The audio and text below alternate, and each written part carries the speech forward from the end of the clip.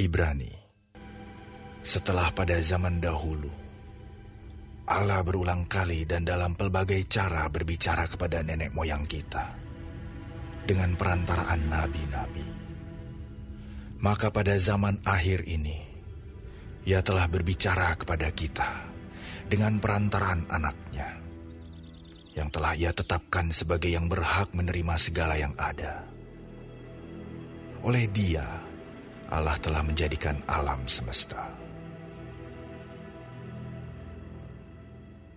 Ia adalah cahaya kemuliaan Allah dan gambar wujud Allah, dan menopang segala yang ada dengan firman-Nya yang penuh kekuasaan. Dan setelah Ia selesai mengadakan penyucian dosa, Ia duduk di sebelah kanan yang maha besar, di tempat yang tinggi, jauh lebih tinggi daripada malaikat-malaikat. Sama seperti nama yang dikaruniakan kepadanya, jauh lebih indah daripada nama mereka. Karena kepada siapakah di antara malaikat-malaikat itu pernah Ia katakan, "Anakku engkau telah kuperanakan pada hari ini, dan aku akan menjadi bapanya, dan ia akan menjadi anakku." Dan ketika Ia membawa pula anaknya yang sulung ke dunia, Ia berkata, "Semua malaikat Allah harus menyembah Dia." Dan tentang malaikat-malaikat Ia berkata, "Yang membuat malaikat-malaikatnya menjadi badai, dan pelayan-pelayannya menjadi nyala api." Tetapi tentang anak Ia berkata, "Tahtamu ya Allah, tetap untuk seterusnya dan selamanya, dan tongkat kerajaanmu adalah tongkat kebenaran. Engkau mencintai keadilan dan membenci kefasikan. Sebab itu Allahmu telah mengurapi engkau dengan minyak sebagai tanda kesukaan, melebihi teman-teman sekutumu. Dan pada mulanya ya Tuhan, Engkau telah meletakkan dasar bumi, dan langit adalah buatan tangan-Mu. Semuanya itu akan binasa, tetapi Engkau tetap ada, dan semuanya itu akan menjadi usang seperti pakaian. Seperti jubah akan Engkau gulungkan mereka, dan seperti persalinan mereka akan diubah. Tetapi Engkau tetap sama, dan tahun-tahun-Mu tidak berkesudahan. Dan kepada siapakah di antara malaikat itu pernah Ia berkata, 'Duduklah di sebelah kananku, sampai kubuat musuh-musuhmu menjadi tumpuan kakimu'? Bukankah mereka semua adalah roh-roh yang melayani, yang diutus untuk melayani mereka yang harus memperoleh keselamatan? Karena itu, harus lebih teliti kita memperhatikan apa yang telah kita dengar, supaya kita jangan hanyut di bawah arus. Sebab kalau firman yang dikatakan dengan perantaraan malaikat-malaikat tetap berlaku, dan setiap pelanggaran dan ketidaktaatan mendapat balasan yang setimpal, bagaimanakah kita akan luput jikalau kita menyia-nyiakan keselamatan yang sebesar itu, yang mula-mula diberitakan oleh Tuhan dan oleh mereka yang telah mendengarnya kepada kita dengan cara yang dapat dipercayai, sedangkan Allah meneguhkan kesaksian mereka oleh tanda-tanda dan mujizat-mujizat, dan oleh berbagai-bagai penyataan kekuasaan, dan karena Roh Kudus yang dibagi-bagikannya menurut kehendak-Nya. Sebab bukan kepada malaikat-malaikat telah Ia taklukkan dunia yang akan datang, yang kita bicarakan ini. Ada orang yang pernah memberi kesaksian di dalam suatu nas. Katanya, "Apakah manusia sehingga engkau mengingatnya, atau anak manusia sehingga engkau mengindahkannya? Namun engkau telah membuatnya untuk waktu yang singkat sedikit lebih rendah daripada malaikat-malaikat, dan telah memahkotainya dengan kemuliaan dan hormat. Segala sesuatu telah engkau taklukkan di bawah kakinya. Sebab dalam menaklukkan segala sesuatu kepadanya, tidak ada suatu pun yang ia kecualikan, yang tidak takluk kepadanya. Tetapi sekarang ini belum kita lihat bahwa segala sesuatu telah ditaklukkan kepadanya. Tetapi Dia yang untuk waktu yang singkat dibuat sedikit lebih rendah daripada malaikat-malaikat, yaitu Yesus. Kita lihat, yang oleh karena penderitaan maut, dimahkotai dengan kemuliaan dan hormat, supaya oleh kasih karunia Allah, Ia mengalami maut bagi semua manusia. Sebab memang sesuai dengan keadaan Allah, yang baginya dan olehnya segala sesuatu dijadikan, yaitu Allah yang membawa banyak orang kepada kemuliaan, juga menyempurnakan Yesus, yang memimpin mereka kepada keselamatan dengan penderitaan. Sebab Ia yang menguduskan dan mereka yang dikuduskan, mereka semua berasal dari satu. Itulah sebabnya Ia tidak malu menyebut mereka saudara. Katanya, "Aku akan memberitakan namamu kepada saudara-saudaraku, dan memuji-muji engkau di tengah-tengah jemaat. Dan lagi, aku akan menaruh kepercayaan kepadanya. Dan lagi, sesungguhnya, inilah aku dan anak-anak yang telah diberikan Allah kepadaku. Karena anak-anak itu adalah anak-anak dari darah dan daging, maka Ia juga menjadi sama dengan mereka dan mendapat bagian dalam keadaan mereka, supaya oleh kematiannya Ia memusnahkan dia, yaitu iblis yang berkuasa atas maut. Dan supaya dengan jalan demikian, Ia membebaskan mereka yang seumur hidupnya berada dalam perhambaan, oleh karena takutnya kepada maut. Sebab sesungguhnya, bukan malaikat-malaikat yang Ia kasihani, tetapi keturunan Abraham yang Ia kasihani. Itulah sebabnya, maka dalam segala hal Ia harus disamakan dengan saudara-saudaranya, supaya Ia menjadi imam besar yang menaruh belas kasihan dan yang setia kepada Allah untuk mendamaikan dosa seluruh bangsa. Sebab oleh karena Ia sendiri telah menderita karena pencobaan, maka Ia dapat menolong mereka yang dicobai. Sebab itu, hai saudara-saudara yang kudus, yang mendapat bagian dalam panggilan surgawi, pandanglah kepada Rasul dan Imam Besar yang kita akui, yaitu Yesus, yang setia kepada Dia yang telah menetapkannya, sebagaimana Musa pun setia dalam segenap rumahnya. Sebab Ia dipandang layak mendapat kemuliaan lebih besar daripada Musa, sama seperti ahli bangunan lebih dihormati daripada rumah yang dibangunnya. Sebab setiap rumah dibangun oleh seorang ahli bangunan, tetapi ahli bangunan segala sesuatu ialah Allah.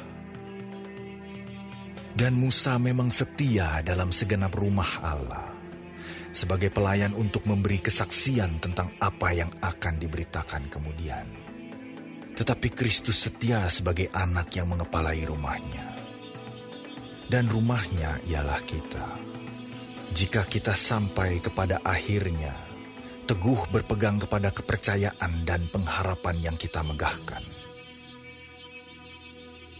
Sebab itu, seperti yang dikatakan Roh Kudus, pada hari ini, jika kamu mendengar suaranya, janganlah keraskan hatimu, seperti dalam kegeraman pada waktu pencobaan di padang gurun, di mana nenek moyangmu mencobai aku dengan jalan menguji aku, sekalipun mereka melihat perbuatan-perbuatanku 40 tahun lamanya.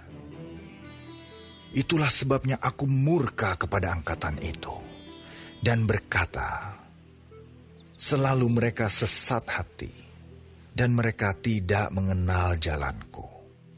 Sehingga aku bersumpah dalam murkaku, mereka takkan masuk ke tempat perhentianku. Waspadalah, hai saudara-saudara, supaya di antara kamu jangan terdapat seorang yang hatinya jahat dan yang tidak percaya oleh karena ia murtad dari Allah yang hidup. Tetapi nasihatilah seorang akan yang lain setiap hari, selama masih dapat dikatakan hari ini, supaya jangan ada di antara kamu yang menjadi tegar hatinya karena tipu daya dosa. Karena kita telah beroleh bagian di dalam Kristus, asal saja kita teguh berpegang sampai kepada akhirnya, pada keyakinan iman kita yang semula. Tetapi apabila pernah dikatakan, pada hari ini, jika kamu mendengar suaranya, janganlah keraskan hatimu seperti dalam kegeraman. Siapakah mereka yang membangkitkan amarah Allah, sekalipun mereka mendengar suaranya? Bukankah mereka semua yang keluar dari Mesir di bawah pimpinan Musa? Dan siapakah yang ia murkai 40 tahun lamanya? Bukankah mereka yang berbuat dosa dan yang mayatnya bergelimpangan di padang gurun? Dan siapakah yang telah ia sumpahi bahwa mereka takkan masuk ke tempat perhentiannya? Bukankah mereka yang tidak taat? Demikianlah kita lihat bahwa mereka tidak dapat masuk oleh karena ketidakpercayaan mereka. Sebab itu, baiklah kita waspada, supaya jangan ada seorang di antara kamu yang dianggap ketinggalan, sekalipun janji akan masuk ke dalam perhentiannya masih berlaku. Karena kepada kita diberitakan juga kabar kesukaan, sama seperti kepada mereka. Tetapi firman pemberitaan itu tidak berguna bagi mereka, karena tidak bertumbuh bersama-sama oleh iman dengan mereka yang mendengarnya. Sebab kita yang beriman akan masuk ke tempat perhentian seperti yang ia katakan. Sehingga aku bersumpah dalam murkaku, mereka takkan masuk ke tempat perhentianku, sekalipun pekerjaannya sudah selesai sejak dunia dijadikan. Sebab tentang hari ketujuh pernah dikatakan di dalam suatu nas, dan Allah berhenti pada hari ketujuh dari segala pekerjaannya. Dan dalam nas itu kita baca, mereka takkan masuk ke tempat perhentianku. Jadi sudah jelas bahwa ada sejumlah orang akan masuk ke tempat perhentian itu, sedangkan mereka yang kepadanya lebih dahulu diberitakan kabar kesukaan itu tidak masuk karena ketidaktaatan mereka. Sebab itu ia menetapkan pula suatu hari, yaitu hari ini, ketika ia setelah sekian lama berfirman dengan perantaraan Daud seperti dikatakan di atas. Pada hari ini, jika kamu mendengar suaranya, janganlah keraskan hatimu. Sebab, andai kata Yosua telah membawa mereka masuk ke tempat perhentian, pasti Allah tidak akan berkata-kata kemudian tentang suatu hari lain. Jadi, masih tersedia suatu hari perhentian, hari ketujuh bagi umat Allah. Sebab, barang siapa telah masuk ke tempat perhentiannya, ia sendiri telah berhenti dari segala pekerjaannya, sama seperti Allah berhenti dari pekerjaannya. Karena itu, baiklah kita berusaha untuk masuk ke dalam perhentian itu, supaya jangan seorang pun jatuh karena mengikuti contoh ketidaktaatan itu juga. Sebab firman Allah hidup dan kuat dan lebih tajam daripada pedang bermata dua manapun. Ia menusuk amat dalam sampai memisahkan jiwa dan roh, sendi-sendi dan sumsum. Ia sanggup membedakan pertimbangan dan pikiran hati kita. Dan tidak ada suatu makhluk pun yang tersembunyi di hadapannya. Sebab segala sesuatu telanjang dan terbuka di depan mata Dia, yang kepadanya kita harus memberikan pertanggungan jawab. Karena kita sekarang mempunyai imam besar agung yang telah melintasi semua langit, yaitu Yesus, Anak Allah. Baiklah kita teguh berpegang pada pengakuan iman kita.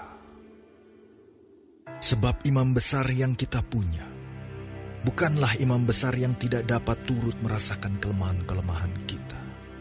Sebaliknya sama dengan kita. Ia telah dicobai, hanya tidak berbuat dosa.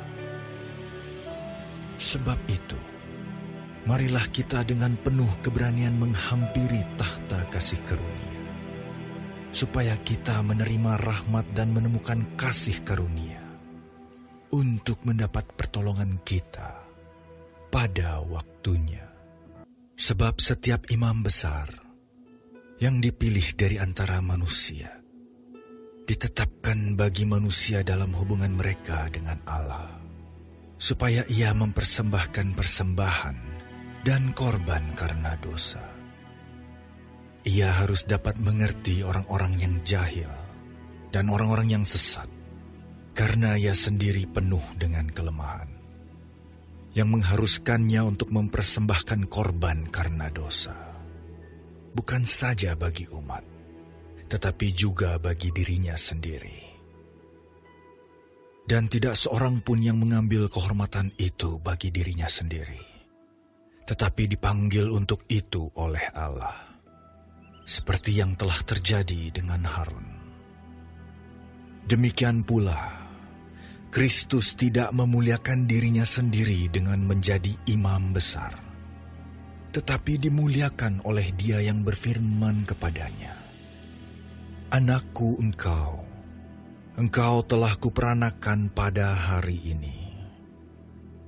Sebagaimana firman-Nya dalam suatu nas lain, "Engkau adalah imam untuk selama-lamanya, menurut peraturan Melkisedek."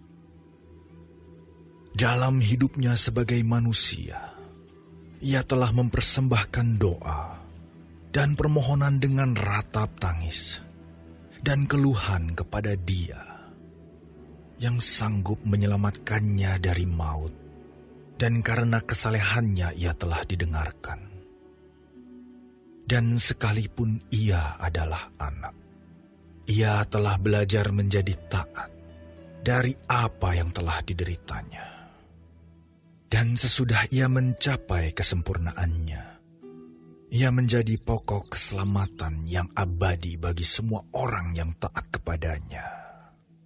Dan ia dipanggil menjadi imam besar oleh Allah, menurut peraturan Melkisedek.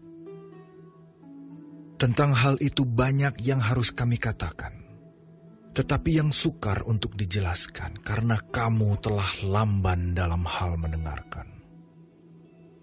Sebab sekalipun kamu ditinjau dari sudut waktu, sudah seharusnya menjadi pengajar. Kamu masih perlu lagi diajarkan asas-asas pokok dari penyataan Allah. Dan kamu masih memerlukan susu, bukan makanan keras. Sebab barang siapa masih memerlukan susu, ia tidak memahami ajaran tentang kebenaran, sebab ia adalah anak kecil. Tetapi makanan keras adalah untuk orang-orang dewasa, yang karena mempunyai panca indera yang terlatih, untuk membedakan yang baik daripada yang jahat. Sebab itu, Marilah kita tinggalkan asas-asas pertama dari ajaran tentang Kristus dan beralih kepada perkembangannya yang penuh. Janganlah kita meletakkan lagi dasar pertobatan dari perbuatan-perbuatan yang sia-sia dan dasar kepercayaan kepada Allah, yaitu ajaran tentang pelbagai pembaptisan, penumpangan tangan, kebangkitan orang-orang mati dan hukuman kekal. Dan itulah yang akan kita perbuat jika Allah mengizinkannya. Sebab mereka yang pernah diterangi hatinya, yang pernah mengecap karunia sorgawi, dan yang pernah mendapat bagian dalam Roh Kudus, dan yang mengecap firman yang baik dari Allah, dan karunia-karunia dunia yang akan datang. Namun yang murtad lagi, tidak mungkin dibaharui sekali lagi sedemikian, hingga mereka bertobat. Sebab mereka menyalibkan lagi anak Allah bagi diri mereka, dan menghinanya di muka umum. Sebab tanah yang menghisap air hujan yang sering turun ke atasnya, dan yang menghasilkan tumbuh-tumbuhan yang berguna bagi mereka yang mengerjakannya, menerima berkat dari Allah. Tetapi jikalau tanah itu menghasilkan semak duri dan rumput duri, tidaklah ia berguna dan sudah dekat pada kutuk, yang berakhir dengan pembakaran. Tetapi, hai saudara-saudaraku yang kekasih, sekalipun kami berkata demikian tentang kamu, kami yakin bahwa kamu memiliki sesuatu yang lebih baik, yang mengandung keselamatan.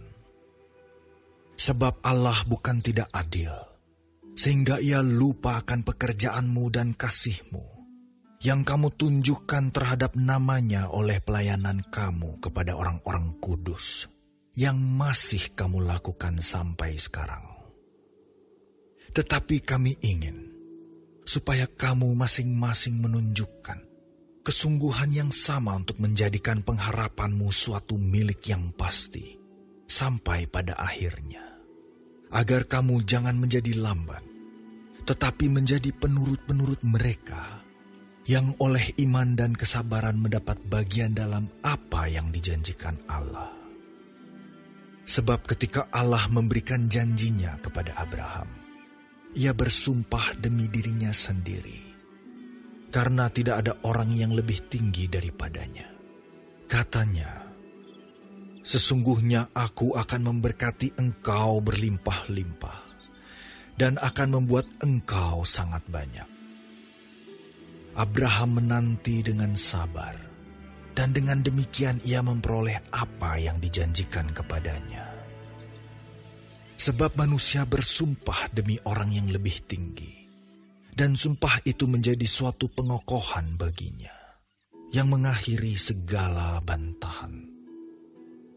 Karena itu, untuk lebih meyakinkan mereka yang berhak menerima janji itu akan kepastian putusannya, Allah telah mengikat dirinya dengan sumpah, supaya oleh dua kenyataan yang tidak berubah-ubah, tentang mana Allah tidak mungkin berdusta, kita yang mencari perlindungan beroleh dorongan yang kuat untuk menjangkau pengharapan yang terletak di depan kita. Pengharapan itu adalah sauh yang kuat dan aman bagi jiwa kita, yang telah dilabuhkan sampai ke belakang tabir, di mana Yesus telah masuk sebagai perintis bagi kita, ketika ia, menurut peraturan Melkisedek, menjadi imam besar sampai selama-lamanya. Sebab Melkisedek adalah Raja Salem dan imam Allah yang maha tinggi.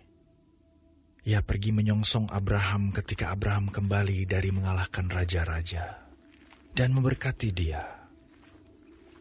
Kepadanya pun Abraham memberikan 1/10 dari semuanya. Menurut arti namanya, Melkisedek adalah pertama-tama Raja Kebenaran dan juga Raja Salem, yaitu Raja Damai Sejahtera. Ia tidak berbapa, tidak beribu, tidak bersilsilah, harinya tidak berawal dan hidupnya tidak berkesudahan. Karena ia dijadikan sama dengan Allah, ia tetap menjadi imam sampai selama-lamanya.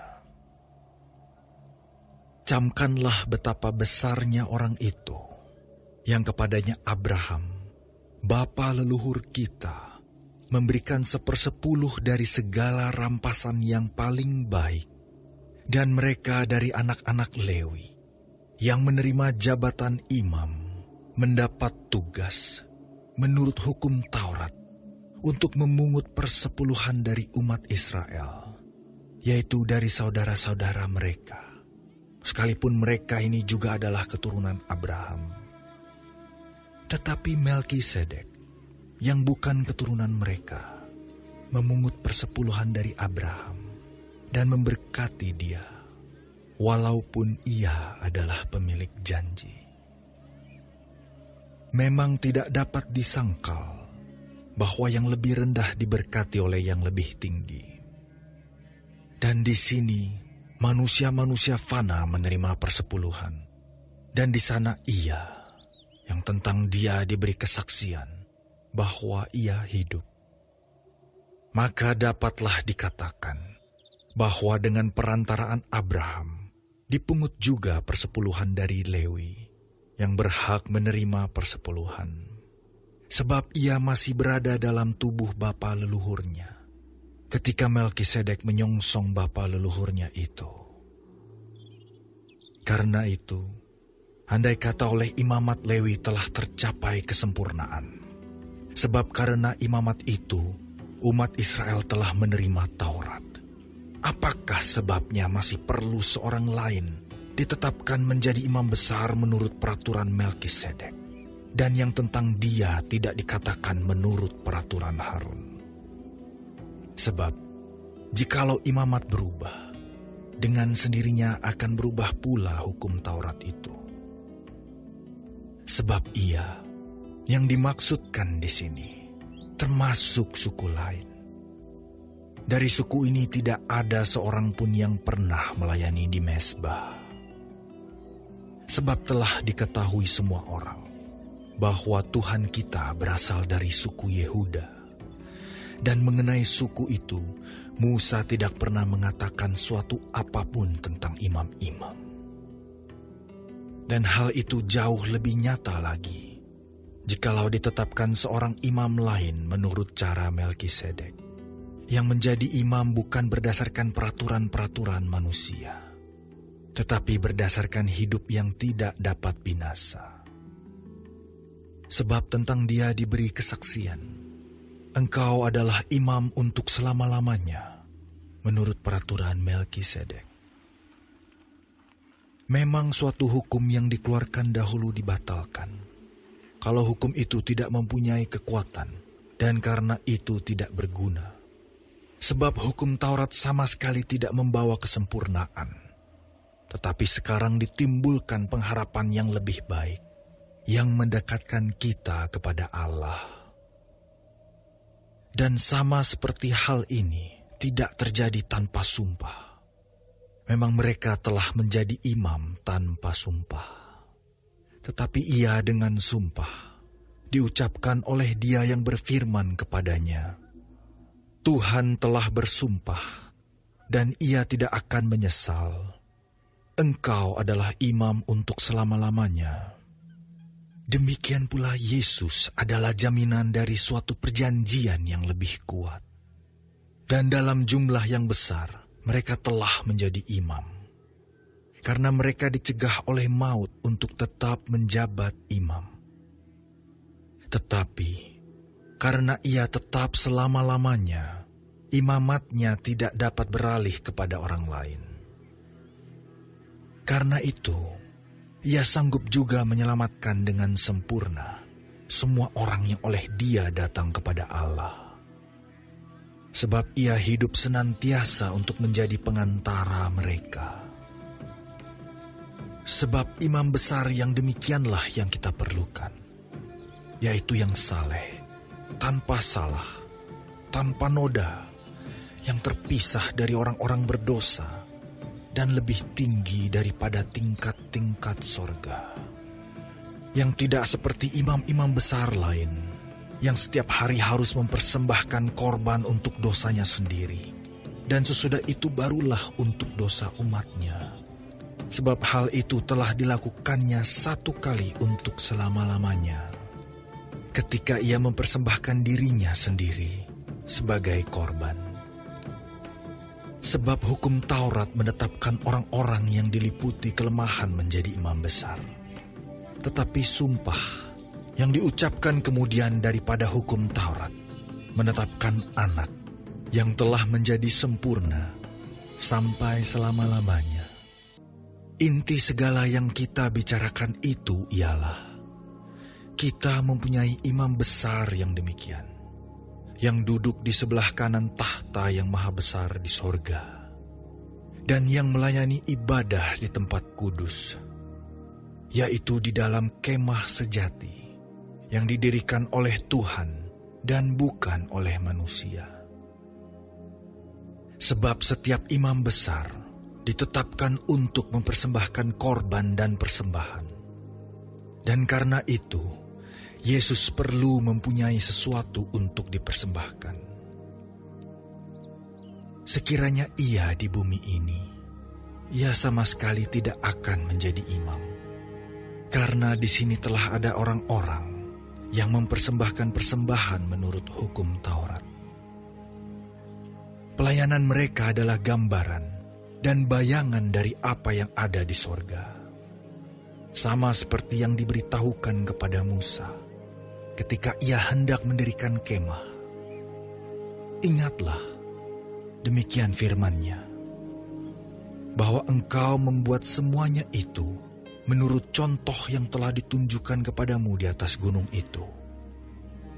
Tetapi sekarang ia telah mendapat suatu pelayanan yang jauh lebih agung, karena ia menjadi pengantara dari perjanjian yang lebih mulia, yang didasarkan atas janji yang lebih tinggi. Sebab, sekiranya perjanjian yang pertama itu tidak bercacat, tidak akan dicari lagi tempat untuk yang kedua. Sebab ia menegur mereka ketika ia berkata, sesungguhnya akan datang waktunya. Demikianlah firman Tuhan. Aku akan mengadakan perjanjian baru dengan kaum Israel dan dengan kaum Yehuda. Bukan seperti perjanjian yang telah kuadakan dengan nenek moyang mereka, pada waktu aku memegang tangan mereka untuk membawa mereka keluar dari tanah Mesir. Sebab mereka tidak setia kepada perjanjianku, dan aku menolak mereka. Demikian firman Tuhan. Maka inilah perjanjian yang kuadakan dengan kaum Israel sesudah waktu itu. Demikianlah firman Tuhan. Aku akan menaruh hukumku dalam akal budi mereka, dan menuliskannya dalam hati mereka. Maka aku akan menjadi Allah mereka, dan mereka akan menjadi umatku. Dan mereka tidak akan mengajar lagi sesama warganya, atau sesama saudaranya dengan mengatakan, kenallah Tuhan. Sebab mereka semua, besar kecil, akan mengenal aku. Sebab aku akan menaruh belas kasihan terhadap kesalahan mereka, dan tidak lagi mengingat dosa-dosa mereka. Oleh karena ia berkata-kata tentang perjanjian yang baru, ia menyatakan yang pertama sebagai perjanjian yang telah menjadi tua. Dan apa yang telah menjadi tua dan usang telah dekat kepada kemusnahannya. Memang perjanjian yang pertama juga mempunyai peraturan-peraturan untuk ibadah dan untuk tempat kudus buatan tangan manusia. Sebab ada dipersiapkan suatu kemah, yaitu bagian yang paling depan, dan di situ terdapat kaki dian dan meja dengan roti sajian. Bagian ini disebut tempat yang kudus. Di belakang tirai yang kedua, terdapat suatu kemah lagi, yang disebut tempat yang maha kudus. Di situ terdapat mezbah pembakaran ukupan dari emas dan tabut perjanjian yang seluruhnya disalut dengan emas. Di dalam tabut perjanjian itu tersimpan buli-buli emas berisi mana, tongkat Harun yang pernah bertunas, dan loh-loh batu yang bertuliskan perjanjian. Dan di atasnya kedua kerup kemuliaan yang menaungi tutup pendamaian. Tetapi hal ini tidak dapat kita bicarakan sekarang secara terperinci. Demikianlah caranya tempat yang kudus itu diatur. Maka imam-imam senantiasa masuk ke dalam kemah yang paling depan itu untuk melakukan ibadah mereka. Tetapi ke dalam kemah yang kedua, hanya imam besar saja yang masuk sekali setahun. Dan harus dengan darah yang ia persembahkan karena dirinya sendiri. Dan karena pelanggaran-pelanggaran yang dibuat oleh umatnya dengan tidak sadar. Dengan ini Roh Kudus menyatakan bahwa jalan ke tempat yang kudus itu belum terbuka selama kemah yang pertama itu masih ada. Itu adalah kiasan masa sekarang. Sesuai dengan itu dipersembahkan korban dan persembahan yang tidak dapat menyempurnakan mereka, yang mempersembahkannya menurut hati nurani mereka. Karena semuanya itu, di samping makanan, minuman, dan pelbagai macam pembasuhan, hanyalah peraturan-peraturan untuk hidup insani yang hanya berlaku sampai tibanya waktu pembaharuan. Tetapi Kristus telah datang sebagai imam besar untuk hal-hal yang baik yang akan datang. Ia telah melintasi kemah yang lebih besar dan yang lebih sempurna, yang bukan dibuat oleh tangan manusia. Artinya yang tidak termasuk ciptaan ini. Dan ia telah masuk satu kali untuk selama-lamanya ke dalam tempat yang kudus, bukan dengan membawa darah domba jantan dan darah anak lembu, tetapi dengan membawa darahnya sendiri. Dan dengan itu, ia telah mendapat kelepasan yang kekal.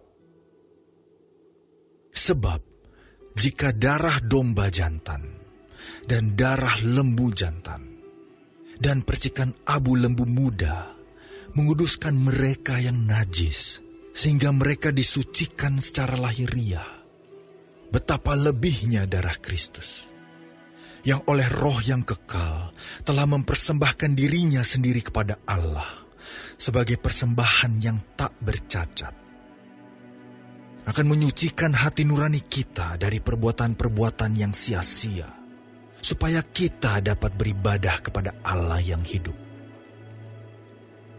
Karena itu, ia adalah pengantara dari suatu perjanjian yang baru, supaya mereka yang telah terpanggil dapat menerima bagian kekal yang dijanjikan. Sebab ia telah mati untuk menebus pelanggaran-pelanggaran yang telah dilakukan selama perjanjian yang pertama. Sebab di mana ada wasiat, di situ harus diberitahukan tentang kematian pembuat wasiat itu.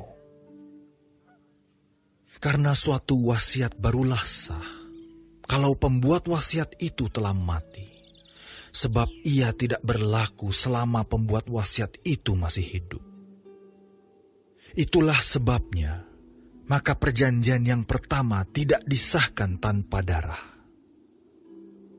Sebab sesudah Musa memberitahukan semua perintah hukum Taurat kepada seluruh umat, ia mengambil darah anak lembu dan darah domba jantan serta air, dan bulu merah dan hisop, lalu memerciki kitab itu sendiri dan seluruh umat, sambil berkata, "Inilah darah perjanjian yang ditetapkan Allah bagi kamu."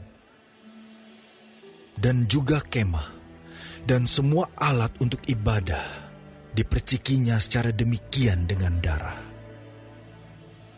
Dan hampir segala sesuatu disucikan menurut hukum Taurat dengan darah. Dan tanpa penumpahan darah tidak ada pengampunan. Jadi, segala sesuatu yang melambangkan apa yang ada di sorga haruslah ditahirkan secara demikian. Tetapi benda-benda sorgawi sendiri oleh persembahan-persembahan yang lebih baik daripada itu.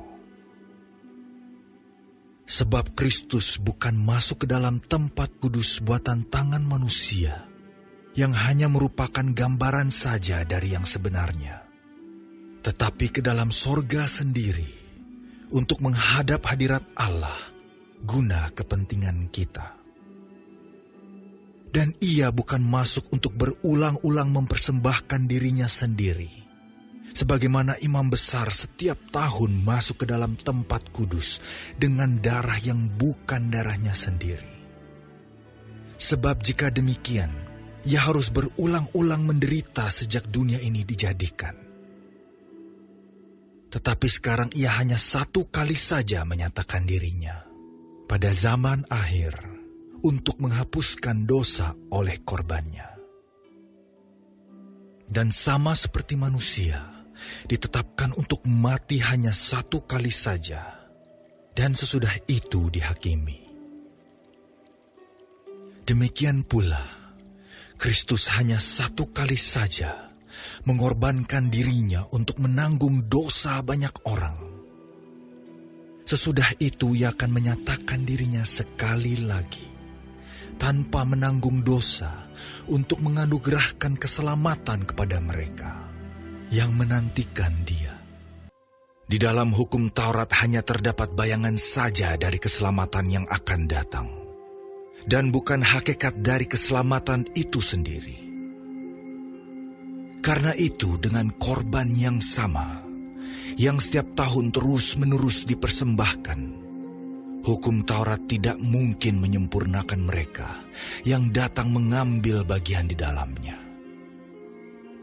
Sebab jika hal itu mungkin, pasti orang tidak mempersembahkan korban lagi.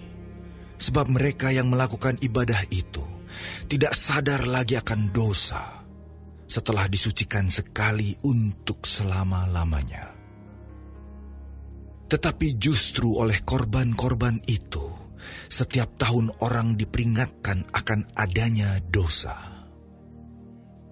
Sebab tidak mungkin darah lembu jantan atau darah domba jantan menghapuskan dosa. Karena itu ketika ia masuk ke dunia, ia berkata, "Korban dan persembahan tidak engkau kehendaki, tetapi engkau telah menyediakan tubuh bagiku. Kepada korban bakaran dan korban penghapus dosa, engkau tidak berkenan."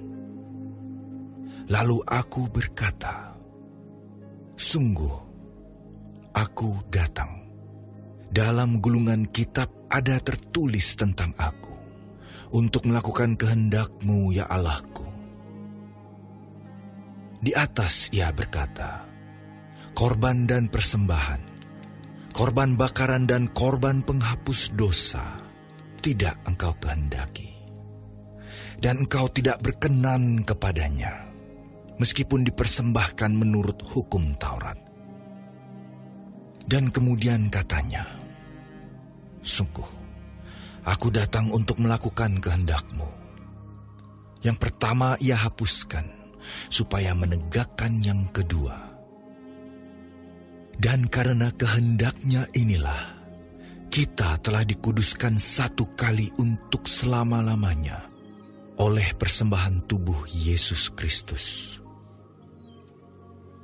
Selanjutnya setiap imam melakukan tiap-tiap hari pelayanannya, dan berulang-ulang mempersembahkan korban yang sama sekali tidak dapat menghapuskan dosa. Tetapi ia, setelah mempersembahkan hanya satu korban saja karena dosa, ia duduk untuk selama-lamanya di sebelah kanan Allah. Dan sekarang ia hanya menantikan saatnya di mana musuh-musuhnya akan dijadikan tumpuan kakinya. Sebab oleh satu korban saja, Ia telah menyempurnakan untuk selama-lamanya mereka yang Ia kuduskan. Dan tentang hal itu, Roh Kudus juga memberi kesaksian kepada kita. Sebab setelah Ia berfirman, "Inilah perjanjian yang akan kuadakan dengan mereka sesudah waktu itu." Ia berfirman pula, "Aku akan menaruh hukumku di dalam hati mereka dan menuliskannya dalam akal budi mereka. Dan aku tidak lagi mengingat dosa-dosa dan kesalahan mereka." Jadi apabila untuk semuanya itu ada pengampunan, tidak perlu lagi dipersembahkan korban karena dosa. Jadi, saudara-saudara, oleh darah Yesus kita sekarang penuh keberanian dapat masuk ke dalam tempat kudus. Karena Ia telah membuka jalan yang baru dan yang hidup bagi kita melalui tabir, yaitu dirinya sendiri. Dan kita mempunyai seorang imam besar sebagai kepala rumah Allah.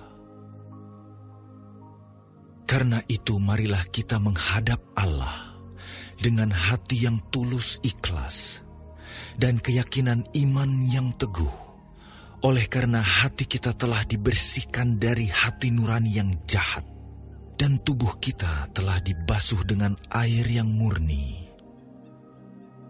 Marilah kita teguh berpegang pada pengakuan tentang pengharapan kita, sebab Ia yang menjanjikannya setia.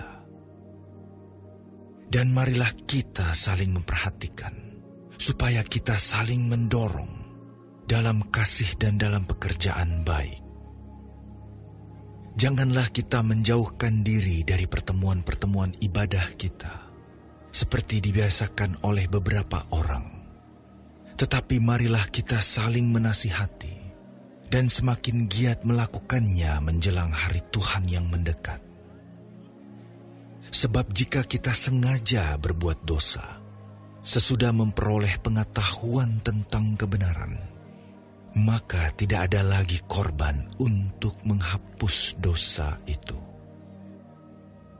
Tetapi yang ada ialah kematian yang mengerikan akan penghakiman, dan api yang dahsyat yang akan menghanguskan semua orang durhaka. Jika ada orang yang menolak hukum Musa, ia dihukum mati tanpa belas kasihan atas keterangan 2 atau 3 orang saksi.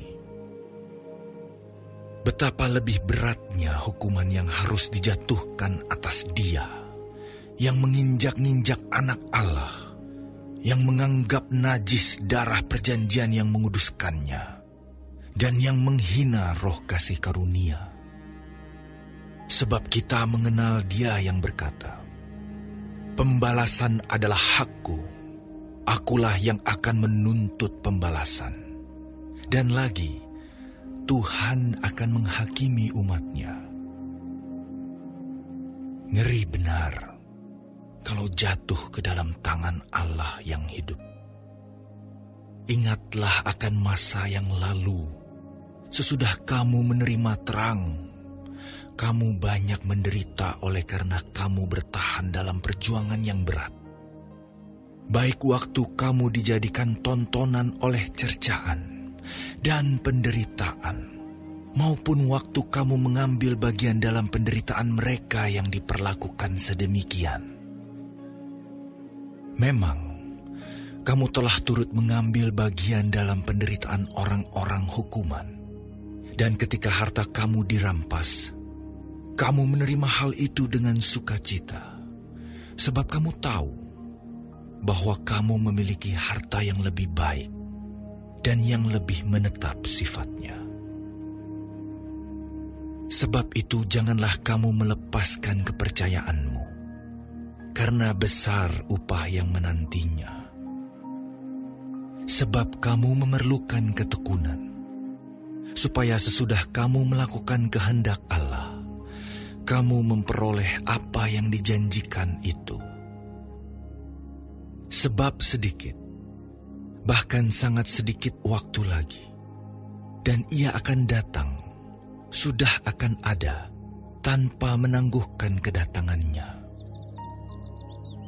Tetapi orangku yang benar akan hidup oleh iman, dan apabila ia mengundurkan diri, maka aku tidak berkenan kepadanya. Tetapi kita bukanlah orang-orang yang mengundurkan diri dan binasa, tetapi orang-orang yang percaya dan yang beroleh hidup. Iman adalah dasar dari segala sesuatu yang kita harapkan, dan bukti dari segala sesuatu yang tidak kita lihat. Sebab, oleh imanlah telah diberikan kesaksian kepada nenek moyang kita. Karena iman kita mengerti bahwa alam semesta telah dijadikan oleh firman Allah, sehingga apa yang kita lihat telah terjadi dari apa yang tidak dapat kita lihat. Karena iman, Habel telah mempersembahkan kepada Allah korban yang lebih baik daripada korban Kain.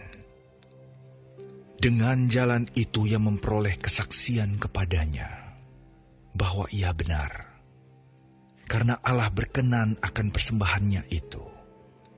Dan karena iman, ia masih berbicara sesudah ia mati.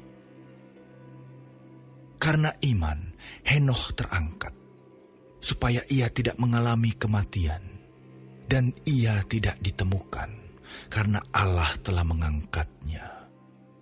Sebab sebelum ia terangkat, ia memperoleh kesaksian bahwa ia berkenan kepada Allah.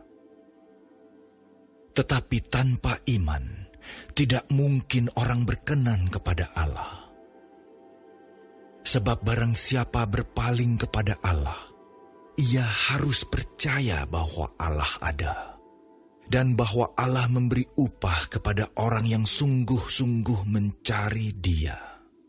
Karena iman, maka Nuh dengan petunjuk Allah tentang sesuatu yang belum kelihatan, dengan taat mempersiapkan bahtera untuk menyelamatkan keluarganya. Dan karena iman itu ia menghukum dunia, dan ia ditentukan untuk menerima kebenaran sesuai dengan imannya. Karena iman, Abraham taat ketika ia dipanggil untuk berangkat ke negeri yang akan diterimanya menjadi milik pusakanya. Lalu ia berangkat dengan tidak mengetahui tempat yang ia tujui. Karena iman, ia diam di tanah yang dijanjikan itu, seolah-olah di suatu tanah asing, dan di situ ia tinggal di kemah dengan Ishak dan Yakub, yang turut menjadi ahli waris janji yang satu itu.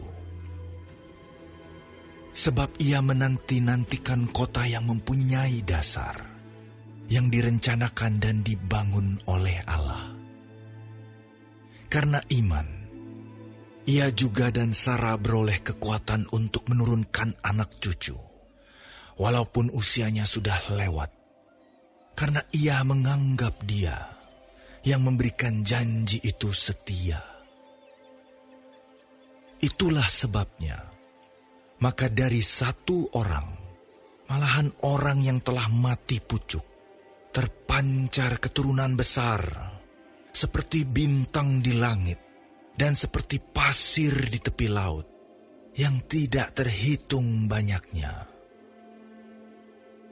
Dalam iman, mereka semua ini telah mati sebagai orang-orang yang tidak memperoleh apa yang dijanjikan itu, tetapi yang hanya dari jauh melihatnya dan melambai-lambai kepadanya, dan yang mengakui bahwa mereka adalah orang asing dan pendatang di bumi ini.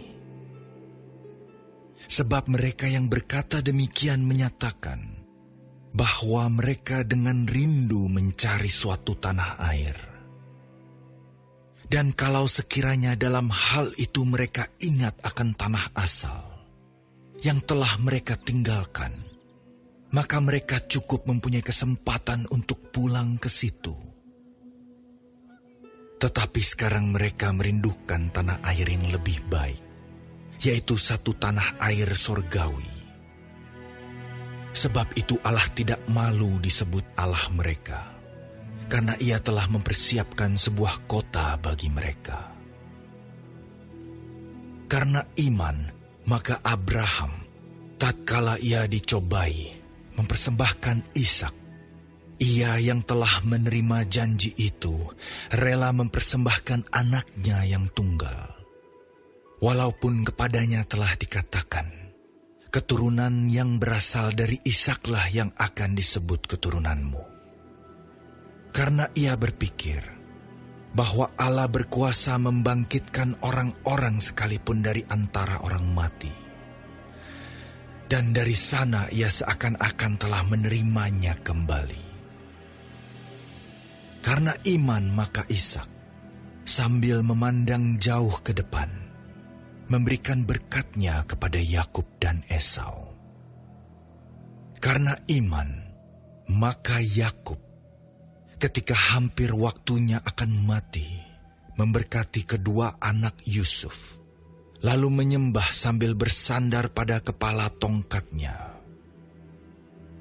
Karena iman, maka Yusuf menjelang matinya memberitakan tentang keluarnya orang-orang Israel dan memberi pesan tentang tulang belulangnya. Karena iman, maka Musa, setelah ia lahir, disembunyikan selama 3 bulan oleh orang tuanya. Karena mereka melihat bahwa anak itu elok rupanya, dan mereka tidak takut akan perintah raja. Karena iman maka Musa, setelah dewasa, menolak disebut anak putri Firaun. Karena ia lebih suka menderita sengsara dengan umat Allah, daripada untuk sementara menikmati kesenangan dari dosa. Ia menganggap penghinaan karena Kristus sebagai kekayaan yang lebih besar daripada semua harta Mesir. Sebab pandangannya ia arahkan kepada upah. Karena iman, maka ia telah meninggalkan Mesir dengan tidak takut akan murka raja. Ia bertahan sama seperti ia melihat apa yang tidak kelihatan.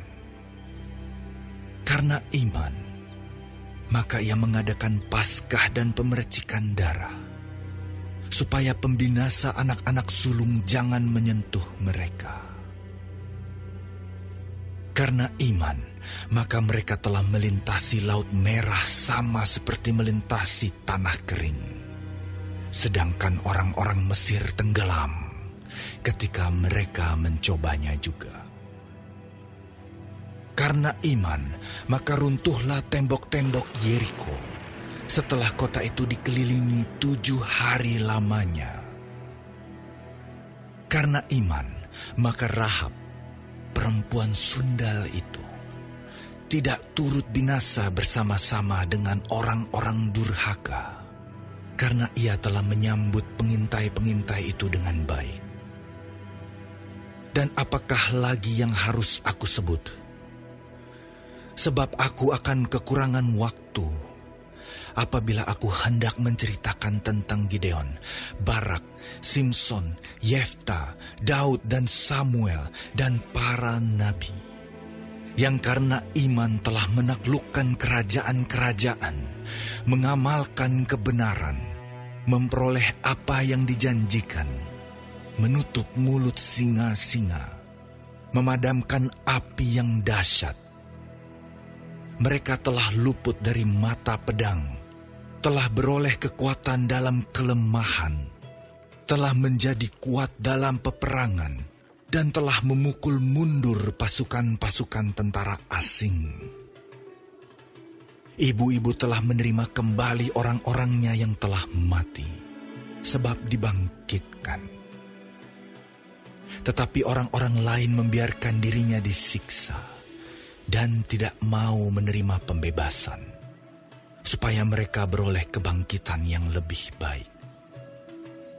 Ada pula yang diejek dan didera, bahkan yang dibelenggu dan dipenjarakan. Mereka dilempari, digergaji, dibunuh dengan pedang. Mereka mengembara dengan berpakaian kulit domba dan kulit kambing, sambil menderita kekurangan, kesesakan, dan siksaan. Dunia ini tidak layak bagi mereka. Mereka mengembara di padang gurun dan di pegunungan, dalam gua-gua dan celah-celah gunung. Dan mereka semua tidak memperoleh apa yang dijanjikan itu. Sekalipun iman mereka telah memberikan kepada mereka suatu kesaksian yang baik. Sebab Allah telah menyediakan sesuatu yang lebih baik bagi kita. Tanpa kita, mereka tidak dapat sampai kepada kesempurnaan. Karena kita mempunyai banyak saksi, bagaikan awan yang mengelilingi kita, marilah kita menanggalkan semua beban dan dosa yang begitu merintangi kita, dan berlomba dengan tekun dalam perlombaan yang diwajibkan bagi kita. Marilah kita melakukannya dengan mata yang tertuju kepada Yesus, yang memimpin kita dalam iman, dan yang membawa iman kita itu kepada kesempurnaan. Yang dengan mengabaikan kehinaan, tekun memikul salib, ganti sukacita yang disediakan bagi Dia, yang sekarang duduk di sebelah kanan tahta Allah. Ingatlah selalu akan Dia, yang tekun menanggung bantahan yang sehebat itu terhadap dirinya, dari pihak orang-orang berdosa, supaya jangan kamu menjadi lemah dan putus asa. Dalam pergumulan kamu melawan dosa, kamu belum sampai mencucurkan darah. Dan sudah lupakah kamu akan nasihat yang berbicara kepada kamu seperti kepada anak-anak? Hai anakku, janganlah anggap enteng didikan Tuhan, dan janganlah putus asa apabila engkau diperingatkannya. Karena Tuhan menghajar orang yang dikasihinya, dan Ia menyesah orang yang diakuinya sebagai anak. Jika kamu harus menanggung ganjaran, Allah memperlakukan kamu seperti anak. Di manakah terdapat anak yang tidak dihajar oleh ayahnya? Tetapi, jikalau kamu bebas dari ganjaran yang harus diderita setiap orang, maka kamu bukanlah anak, tetapi anak-anak gampang. Selanjutnya, dari ayah kita yang sebenarnya kita beroleh ganjaran, dan mereka kita hormati. Kalau demikian, bukankah kita harus lebih taat kepada Bapa segala roh, supaya kita boleh hidup? Sebab mereka mendidik kita dalam waktu yang pendek, sesuai dengan apa yang mereka anggap baik. Tetapi Dia menghajar kita untuk kebaikan kita, supaya kita beroleh bagian dalam kekudusannya. Memang tiap-tiap ganjaran pada waktu ia diberikan tidak mendatangkan sukacita, tetapi duka cita. Tetapi kemudian ia menghasilkan buah kebenaran yang memberikan damai kepada mereka yang dilatih olehnya. Sebab itu, kuatkanlah tangan yang lemah dan lutut yang goyah. Dan luruskanlah jalan bagi kakimu, sehingga yang pincang jangan terpelecok, tetapi menjadi sembuh. Berusahalah hidup damai dengan semua orang, dan kejarlah kekudusan. Sebab tanpa kekudusan tidak seorang pun akan melihat Tuhan. Jagalah supaya jangan ada seorang pun menjauhkan diri dari kasih karunia Allah, agar jangan tumbuh akar yang pahit, yang menimbulkan kerusuhan, dan yang mencemarkan banyak orang. Janganlah ada orang yang menjadi cabul, atau yang mempunyai nafsu yang rendah seperti Esau, yang menjual hak kesulungannya untuk sepiring makanan. Sebab kamu tahu bahwa kemudian ketika ia hendak menerima berkat itu, ia ditolak. Sebab ia tidak beroleh kesempatan untuk memperbaiki kesalahannya, sekalipun ia mencarinya dengan mencucurkan air mata. Sebab kamu tidak datang kepada gunung yang dapat disentuh, dan api yang menyala-nyala, kepada kekelaman, kegelapan, dan angin badai, kepada bunyi sangkakala dan bunyi suara yang membuat mereka yang mendengarnya memohon, supaya jangan lagi berbicara kepada mereka. Sebab mereka tidak tahan mendengar perintah ini.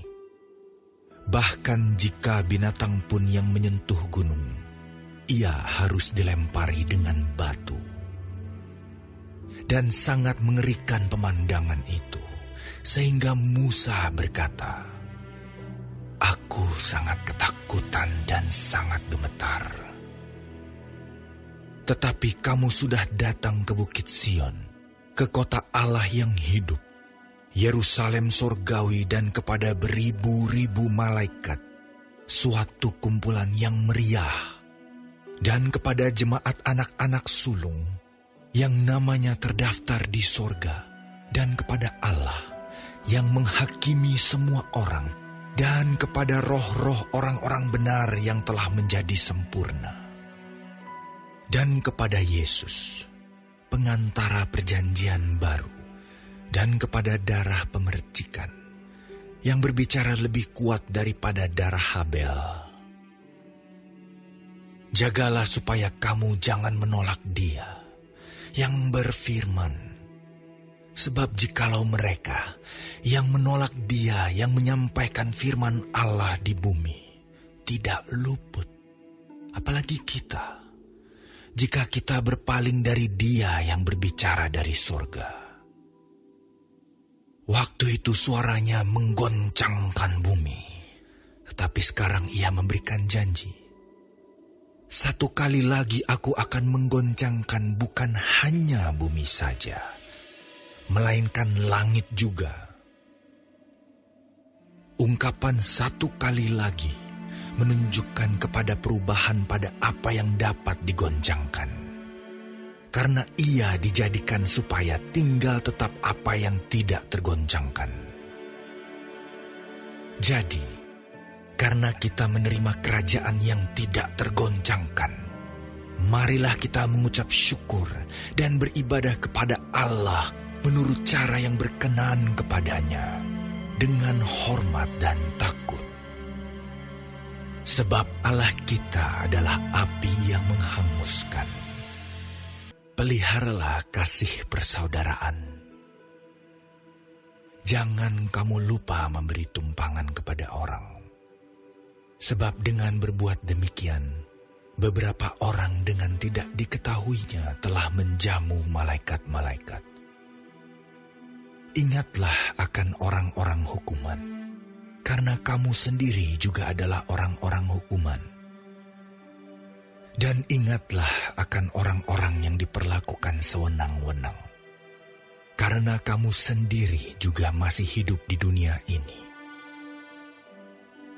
Hendaklah kamu semua penuh hormat terhadap perkawinan, dan janganlah kamu mencemarkan tempat tidur, sebab orang-orang sundal dan pezina akan dihakimi Allah. Janganlah kamu menjadi hamba uang, dan cukupkanlah dirimu dengan apa yang ada padamu. Karena Allah telah berfirman, "Aku sekali-kali tidak akan membiarkan engkau, dan aku sekali-kali tidak akan meninggalkan engkau." Sebab itu dengan yakin kita dapat berkata, "Tuhan adalah penolongku. Aku tidak akan takut. Apakah yang dapat dilakukan manusia terhadap aku?" Ingatlah akan pemimpin-pemimpin kamu yang telah menyampaikan firman Allah kepadamu. Perhatikanlah akhir hidup mereka dan contohlah iman mereka. Yesus Kristus tetap sama, baik kemarin maupun hari ini, dan sampai selama-lamanya. Janganlah kamu disesatkan oleh berbagai-bagai ajaran asing.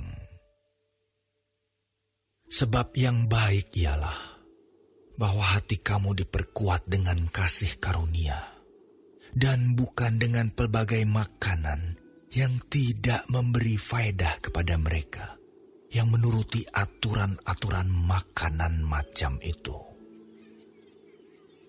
Kita mempunyai suatu mezbah, dan orang-orang yang melayani kemah tidak boleh makan dari apa yang di dalamnya. Karena tubuh binatang-binatang yang darahnya dibawa masuk ke tempat kudus oleh imam besar sebagai korban penghapus dosa, dibakar di luar perkemahan. Itu jugalah sebabnya Yesus telah menderita di luar pintu gerbang, untuk menguduskan umatnya dengan darahnya sendiri. Karena itu, marilah kita pergi kepadanya di luar perkemahan dan menanggung kehinaannya. Sebab di sini kita tidak mempunyai tempat tinggal yang tetap. Kita mencari kota yang akan datang. Sebab itu, marilah kita oleh Dia senantiasa mempersembahkan korban syukur kepada Allah, yaitu ucapan bibir yang memuliakan namanya. Dan janganlah kamu lupa berbuat baik dan memberi bantuan, sebab korban-korban yang demikianlah yang berkenan kepada Allah. Taatilah pemimpin-pemimpinmu, dan tunduklah kepada mereka, sebab mereka berjaga-jaga atas jiwamu, sebagai orang-orang yang harus bertanggung jawab atasnya. Dengan jalan itu, mereka akan melakukannya dengan gembira, bukan dengan keluh kesah, sebab hal itu tidak akan membawa keuntungan bagimu. Berdoalah terus untuk kami, sebab kami yakin bahwa hati nurani kami adalah baik, karena di dalam segala hal kami menginginkan suatu hidup yang baik. Dan secara khusus aku menasihatkan kamu, agar kamu melakukannya, supaya aku lebih lekas dikembalikan kepada kamu. Maka Allah damai sejahtera, yang oleh darah perjanjian yang kekal, telah membawa kembali dari antara orang mati Gembala agung segala domba, yaitu Yesus, Tuhan kita. Kiranya memperlengkapi kamu dengan segala yang baik untuk melakukan kehendak-Nya, dan mengerjakan di dalam kita apa yang berkenan kepadanya, oleh Yesus Kristus. Bagi Dialah kemuliaan sampai selama-lamanya. Amin. Dan aku menasihatkan kamu, saudara-saudara, supaya kata-kata nasihat ini kamu sambut dengan rela hati, sekalipun pendek saja suratku ini kepada kamu. Ketahuilah bahwa Timotius, saudara kita, telah berangkat. Segera sesudah ia datang, aku akan mengunjungi kamu bersama-sama dengan dia. Sampaikanlah salam kepada semua pemimpin kamu dan semua orang kudus. Terimalah salam dari saudara-saudara di Italia. Kasih karunia menyertai kamu sekalian.